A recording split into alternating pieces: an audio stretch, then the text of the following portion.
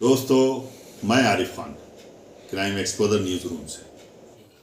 चुनाव आयोग द्वारा निर्धारित गाइडलाइंस का जायजा लेने के लिए रामपुर जिलाधिकारी और पुलिस कप्तान खुद निकले सड़कों पर और जगह जगह घूम फिरकर उन्होंने चेक किया और जायजा लिया कि चुनाव आयोग द्वारा निर्धारित की गई गाइडलाइंस का पालन हो रहा है कि नहीं।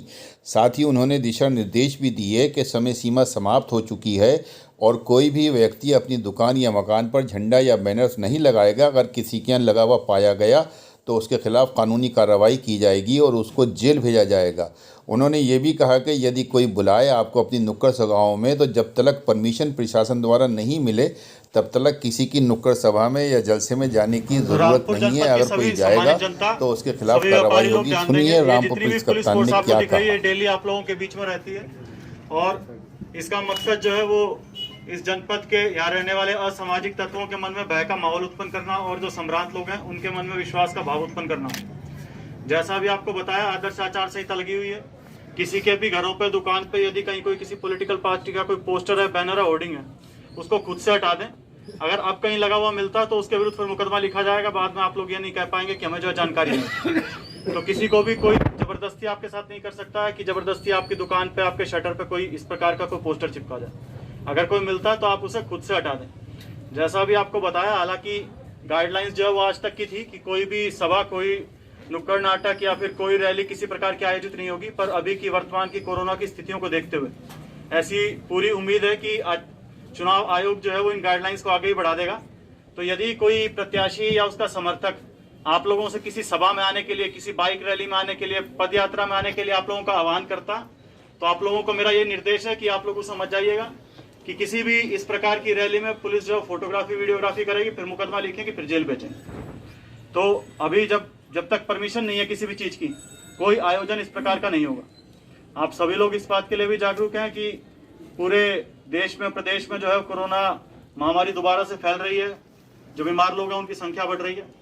आप में से जितने ऐसे लोग हैं जिन्होंने कोरोना की दोनों डोज नहीं ली हैं, तो सभी लोगों से मेरा जो ये अनुरोध है और निर्देश भी है कि सभी लोग निकटतम अपने सेंटर में जाके, यहाँ तो जिला अस्पताल बहुत पास है, सभी लोग अपनी कोरोना की वैक्सीनेशन की डोज ले लें।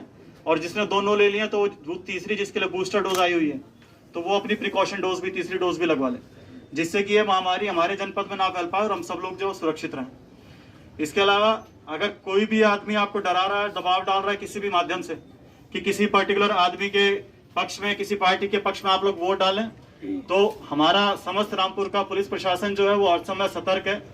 1950 हमारा एक हेल्पलाइन नंबर भी है, आप लोग उस पर भी फोन करके सूचना दे सकते हैं, 112 पे सूचना दे सकते हैं। कोई भी व्यक्ति किसी प्रकार से आपको परेशान कर रहा, ना केवल चुनाव को लेकर, उसके अलावा भी, तो आप लोग तुरंत 112 जो सुविधा उसका लाभ लें।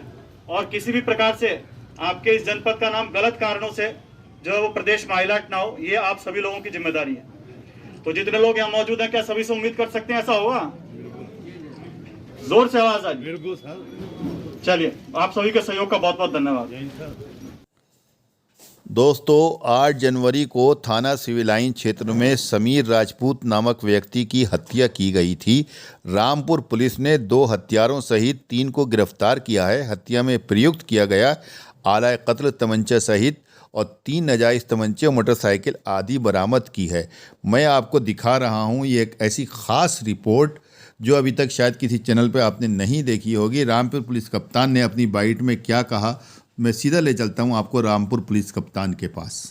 दिनांक 14/15 जनवरी की रात को थाना सिविल लाइन पुलिस किटप्लाय रोड के पास चेकिंग में मशगूल थी। उसी समय किटप्लाय रोड पर एक बाइक पर 3 लोग सवार सामने से आते दिखाई दिए, जिन्हें पुलिस द्वारा जब रोकने का प्रयास किया तो उनके द्वारा पुलिस टीम पर चेतावनी देने पर भी फायरिंग कर दी गई।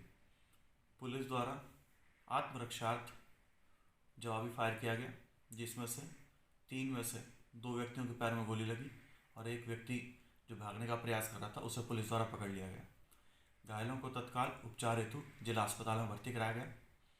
बाद में जब उनसे पूछताछ की गई तो उनके द्वारा अपने नाम फिरोज, देवेश और लाखन के रूप में चिन्हित हुए।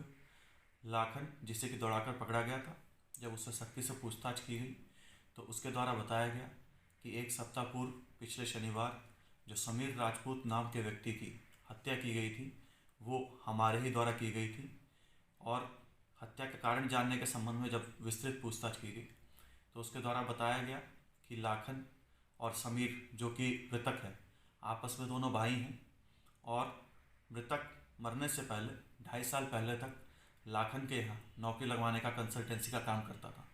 उसके बाद वहाँ से नौकरी छोड़कर उसके द्वारा अपना खुद का ये काम शुरू कर दिया गया, जिसके कारण लाखन के काम में मुनाफा घट गया और उसे नुकसान होने लगा। इसी से वो अपने भाई मृतक समीर से रंजिश मानने लगा और तब से वो इस प्लानिंग में था कि किस प्रकार इसका मर्डर कर दिया जाए। इसी उद्देश्य से उसके द्वारा फिरोज़ और देवेश को साथ लेकर इस घटना को पिछले शनिवार को कारित किया गया।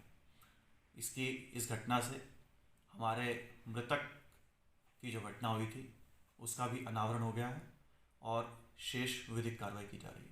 पसंद आई हो तो लाइक कीजिए, शेयर कीजिए और चैनल को ज़रूर सब्सक्राइब कीजिए ताकि डायरेक्ट नोटिफिकेशंस आप तक पहुंचते रहें।